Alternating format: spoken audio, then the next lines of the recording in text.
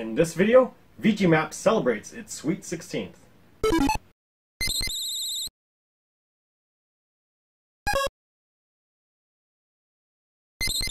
Hey everyone, John here.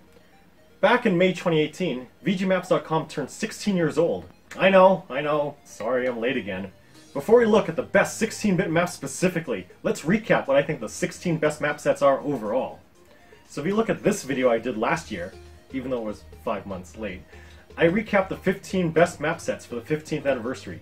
These included The Legend of Zelda: A Link to the Past, The Legend of Zelda: Ocarina of Time, Final Fantasy VII, Chrono Trigger, Castlevania: Symphony of the Night, Ultima 7: The Black Gate and Ultima 7 Part 2: Serpent's Isle, Rise of the Triad, Super Mario Bros. 3, Super Metroid, Battletoads, the Mega Man series, Clock Tower, Maniac Mansion, A Boy and His Blob: Trouble on Blobolonia, and Quo Vadis. So let's make this the top 16 by looking at Solstice. Solstice, NES, maps by Guillaume Saint-Amant. This puzzlish adventure game from CSG ImageSoft and Software Creations is one of the more unique games on the NES, no doubt due to its isometric perspective.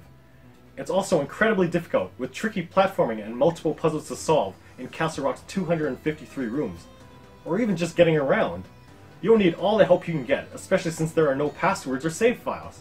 Guillaume Saint-Amant's incredible map not only arranges this labyrinth in its entirety, but details the motion of all the items and creatures in each and every room.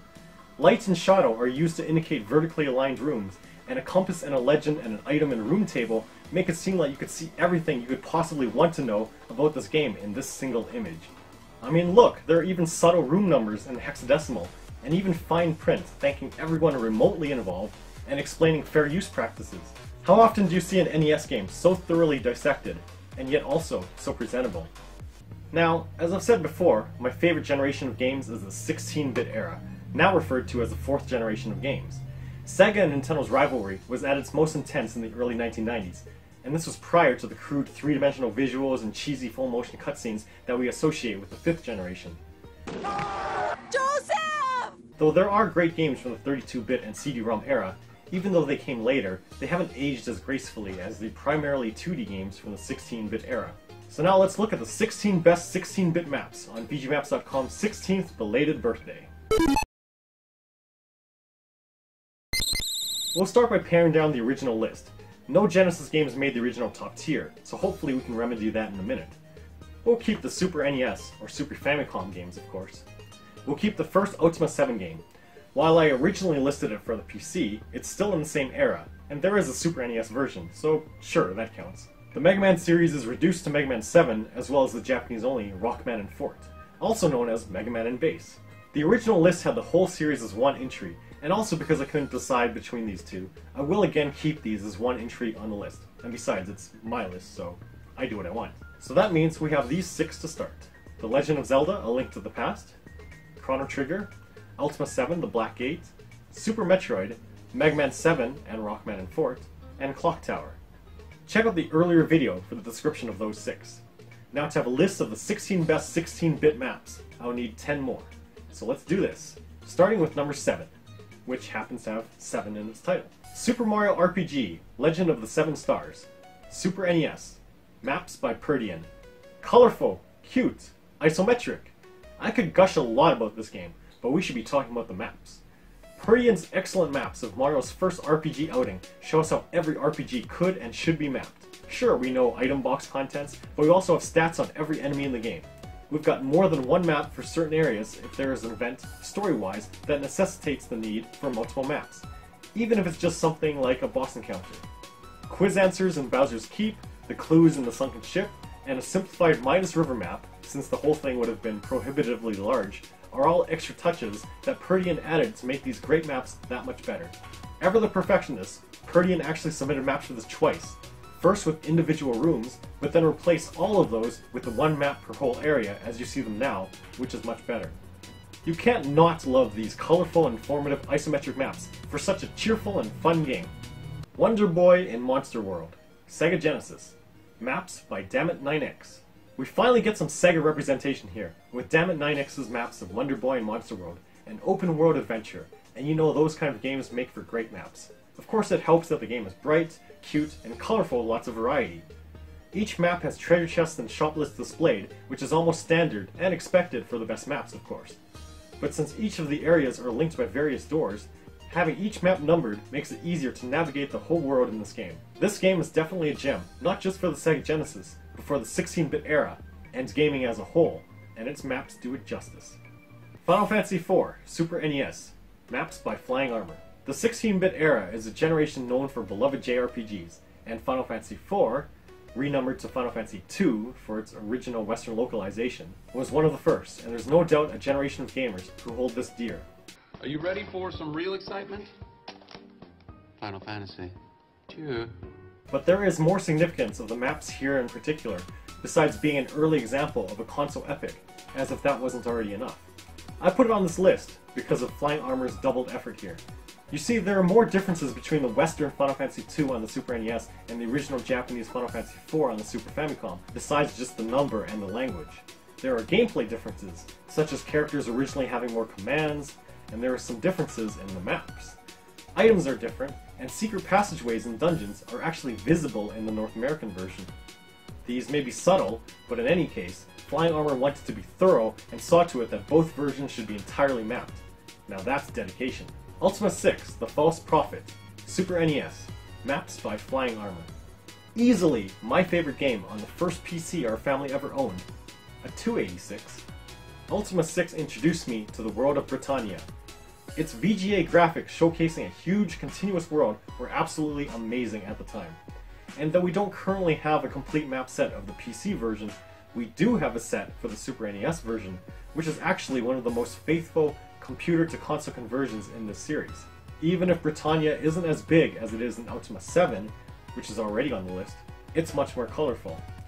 We have FlyingArmor to thank for these maps, which is not a surprise, as he has tackled other Super NES epics with just as much zeal. Fantastic Dizzy, Sega Genesis, maps by Jester. Now it's usually easy to praise maps if they are of games that I have enjoyed and loved and cherished. But the Dizzy series is one that I always wanted to like, but never really could get into them because they were always so difficult.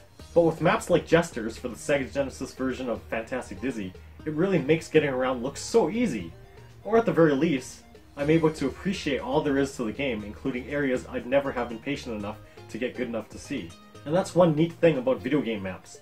Not only are they maps, but they're actually images of the very locales themselves, and since those places are actually nothing but images anyway, looking at a video game map is practically the same thing as being there. Did that make any sense? Anyway, thanks Jester for these Dizzy maps, because I'd probably never see this whole game otherwise. Wolfenstein 3D, PC, maps by DarkWolf.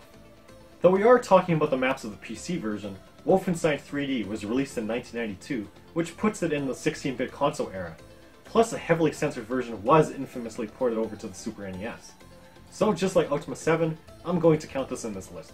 Though in my list last year, I really went on and on about the size of Zerker's maps of Rise of the Triad as its defining feature, I probably should have touched on the method of making accurate maps that are not stitched together screenshots. See, DarkWolf's Wolfenstein 3D maps are done in an isometric style, but you would not actually see the game like this in actual gameplay, since it's in a first-person perspective. So it's kind of like being on Google Maps and comparing Street View to the satellite view, or something. Anyway, it clearly takes a different and more difficult method to convert a 3D space into a 2D image. So for that alone, I would consider this one of the top map sets. Tactics Ogre, Let Us Cling Together, Super Famicom, maps by YelseyKing. I think you know by now that I'm a fan of isometricness. Isometricity? Isometry?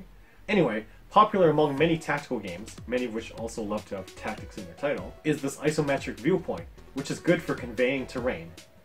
This Japanese follow-up to Ogre Battle March of the Black Queen, Tactics Ogre Let Us Cling Together has quite a number of areas, and mapper YelseyKing was quite thorough in mapping it all. We're talking about over 200 maps, a huge number for just one game. But it's because the maps actually come in two flavors, either unmarked or with item locations indicated. YelseyKing provided a corresponding chart showing what the hidden items are and the probabilities of getting them. Also mapped are the areas seen only in cutscenes, and curiously, one of them has items in it that wouldn't be obtainable through normal play. By indicating which areas cannot be revisited after clearing them, YelseyKing allows us to be just as thorough playing this as he was while mapping it. Mystic Arc, Super Famicom. Maps by Paco and Tropicon. This Japanese-only game is in the same universe as the 7th Saga, and one of many JRPGs on the Super Famicom. But these maps do have something unique to them. Sure, maps on their own are great as visual guides, but if you really want to get through a game, you may need some text to go along with it, because getting around isn't as simple as just knowing where everything is. If you get stumped while playing a game, you might need a walkthrough, but in this case, the walkthroughs are right on maps themselves. Have you seen so much text in a map before? Look at the world map! That is an insane amount of text. Now you know not just where you are, but what to do, thanks to Paco and Tropicon. Gunple, Gunman's Proof, Super Famicom. Maps by Tropicon. Obviously running VGMaps.com's video game atlas means that I was already interested in and familiar with many video games to begin with. Yet even so, there are still games that I haven't heard of until maps of them come my way. And some of them do pique my interest as I come across them. For example, Tropicon's maps for the Japanese-only Gunple, Gunman's Proof. This game about fighting aliens in the Wild West sure looks like my favorite Zelda game, A Link to the Past, doesn't it? I mean, just look at these. The overworld has the same sort of octagonal and layered terrain. The insides of the caves and towers could easily be mistaken for dungeons in Zelda, and even the boss rooms have that welcome mat decor going on at the entrances. This game is more focused on action instead of puzzles, but there's no denying that this is based on the Zelda engine, or something incredibly similar. I'm going to throw this on the list, just because newly discovering games we might want to look into, based on maps alone, is probably a big part of VGMaps.com's appeal, which even I forget about when I describe the site as being used for nostalgia for past games and navigation of presently played games. Haunting, starring Polterguy. Sega Genesis. Maps by DarkWolf. Before we saw possession-based gameplay in Messiah for the PC, and Geist for the GameCube, there was Haunting, starring Polterguy for the Sega Genesis. While it may not be a very long game, and the rooms are just, well, rooms, in the first two houses, DarkWolf showed what the houses would actually look like by combining the rooms together. The continuous maps seem more natural, but are described as aesthetic maps, meaning that they look good, even at the sacrifice of the visibility of some rooms due to obstruction by surrounding rooms. But I think these make clear the objective that many map makers have, to present a video game world as if it were an actual space. Due to coding and how game areas are stored in memory, the actual reality of a video game space can often be quite disconnected, but maps with aesthetics in mind, like these, match our own perception of that video game world being continuous. And now, some honorable mentions. Final Fantasy VI, Super NES, maps by FlyingArmor. Personally, I consider this the best Final Fantasy game, even though it's not cheerfully colored like Final Fantasy IV seems by comparison. As with other Super NES epics, FlyingArmor did a great job of laying out every pixel of the World of Balance and the World of Ruin for us. Castlevania, Rondo of Blood, PC Engine, maps by Zeric. The TurboGrafx 16, or more accurately here, the PC Engine, despite being marketed as a 16-bit machine, technically has an 8-bit CPU. But it has a 16-bit video color encoder and a 16-bit video display controller. So when we're talking about visuals, that's what matters. And the visuals for this Japanese Castlevania game, Rondo of Blood, are pretty impressive, as seen in these maps by Zeric. This game is the direct precursor to Castlevania Symphony of the Night on the PlayStation, which you already know of in my past video. Zombies Ate My Neighbors, Super NES, maps by Piranhaplant. Piranhaplant has fully mapped this humorous LucasArts game, including the bonus levels and even the credits level.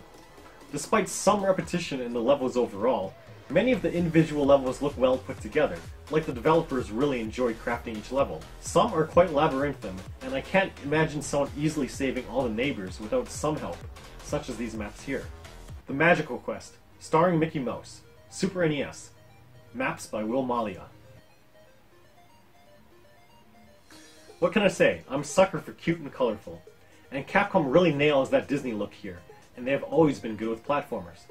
Thanks, Mallia. Maps of vibrant platformers really take me back to the days of Nintendo Power in its prime. Rings of Power, Sega Genesis, maps by Die Scott.